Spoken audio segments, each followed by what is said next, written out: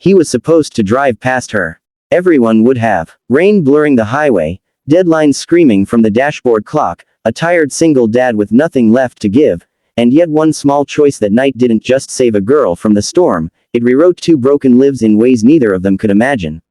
Stay with me till the end, because the final moment of this story circles right back to this decision, and it will stay with you long after the video ends. Right finger if stories of real kindness move your heart, please like this video and subscribe to True Kindness Tales. Right now, your support helps us share more stories that matter.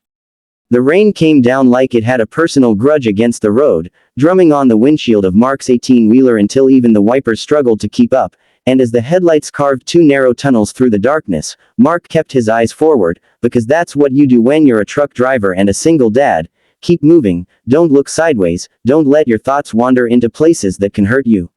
His name was Mark Ellis, 38 years old, hands rough from years of hauling freight across states, heart rougher from raising his 8-year-old son Jake alone after his wife passed away 3 winters ago. Nights like this were the hardest, when the road felt endless and the silence in the cab reminded him of everything missing at home, but work didn't stop for grief, and rent didn't wait for healing. As he slowed near a bend in the highway, something flickered at the edge of his vision, a pale shape moving against the rain-soaked darkness, and his first instinct was denial, probably a signpost, probably his tired eyes, but then he saw her clearly. A girl, maybe 14 or 15, walking along the shoulder with her head down, clothes soaked through, hair plastered to her face, no umbrella, no jacket thick enough for this storm. Mark's foot hovered over the brake, his mind instantly filling with reasons not to stop. It was late, it was dangerous, people warned truckers about stopping for strangers, and most of all, he had a son waiting at home who needed him safe. He told himself someone else would help her, someone closer, someone better equipped, but as he passed her, he caught a glimpse of her face in the side mirror, fear mixed with exhaustion, the kind of look that didn't belong on someone so young, and something in his chest tightened painfully. He drove another 100 yards before his conscience slammed harder than the rain, memories flooding back of nights he'd carried Jake to bed after nightmares, promising him that the world still had good people in it, even when it hurt. Mark eased the truck to the side, hazards blinking like a nervous heartbeat, and for a moment he just sat there, breathing, arguing with himself, before opening the door and stepping into the cold rain. When he called out, his voice was gentle but firm, the way he used to speak to scared kids, and the girl froze like a deer, clearly debating whether to run or trust him.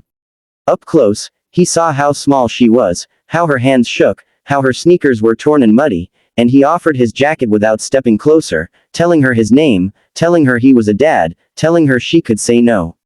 Her name, she whispered, was Lily, and her voice sounded like it hadn't been used in a while.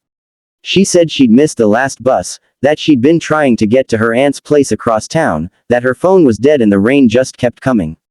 Mark listened, nodding, not interrupting, because sometimes kindness starts with simply believing someone, and when he finally asked if she wanted a ride somewhere safe, her eyes filled with tears before she even answered, and in that moment Mark realized this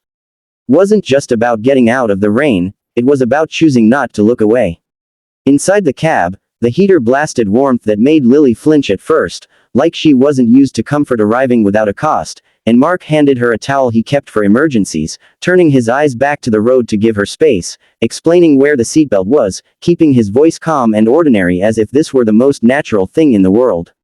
As miles rolled by, Lily slowly began to talk, words spilling out between long silences, about a home that hadn't felt like home in a long time, about arguments that turned into nights spent leaving just to breathe, about how she'd promised herself she wouldn't cry in front of strangers but couldn't help it anymore. Mark didn't try to fix her story or offer advice he wasn't qualified to give, he just listened, the way he'd wished someone had listened to him after his wife died, the way he listened to Jake when school felt too heavy. He told Lily about being a dad, about learning to pack lunches and braid hair from online videos, about how the road had become both his escape and his burden, and for the first time that night, Lily smiled, a small, surprised smile that seemed to say she hadn't expected a truck driver to understand her at all.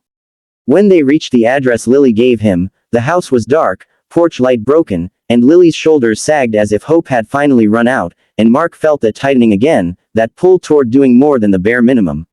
He knocked anyway, waited, knocked again, and when no one answered, he didn't sigh or complain, he simply asked Lily what she wanted to do next, reminding her she still had choices. They ended up at a small all-night diner near the highway, the kind of place that smelled like coffee and frying oil, and overwarm soup and grilled cheese. Lily's hands finally stopped shaking. Mark called the non-emergency line, explained the situation carefully, staying with Lily until a social worker arrived, making sure she knew this wasn't a punishment, just a step toward safety. As the hours passed, Mark thought about Jake at home, probably asleep with his favorite blanket, and wondered what lesson he'd want his son to learn from a night like this. When the social worker thanked him and told him he'd done the right thing, Mark felt something shift inside him, not pride, but a quiet relief, like a weight he hadn't known he was carrying had been set down. Before Lily left, she looked back at him, eyes steady now, and said, "You didn't have to stop."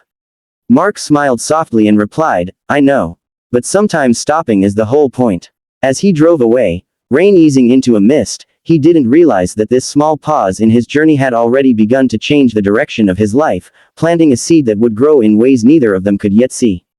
Weeks passed, then months, and life returned to its familiar rhythm of school runs, long hauls, and late-night dinners for Mark and Jake, but something inside Mark had softened, as if the road felt less lonely knowing that kindness could still surprise him.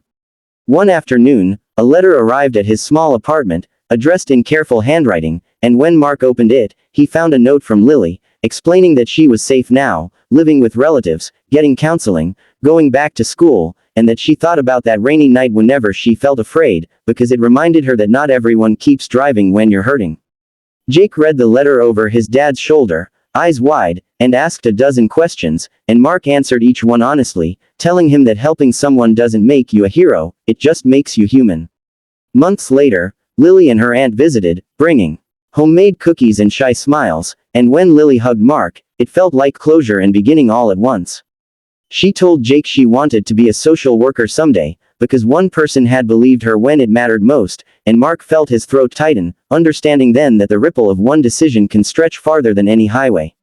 On another rainy evening, much like the first, Mark drove the same route, headlights cutting through the dark, and as he passed the spot where he'd first seen Lily, he slowed without thinking, not because someone was there, but because he remembered who he had chosen to be. The road hadn't changed, the rain still fell, life was still hard, but Mark knew now that kindness doesn't erase pain, it gives it company, and sometimes that's enough to save a life. And somewhere out there, Lily was walking toward her future with steadier steps, carrying proof that even in storms, someone might stop. Right finger, if this story touched your heart, please like, share, and subscribe to True Kindness Tales, because every act of kindness deserves to be told, and every story you support helps spread hope a little farther down the road.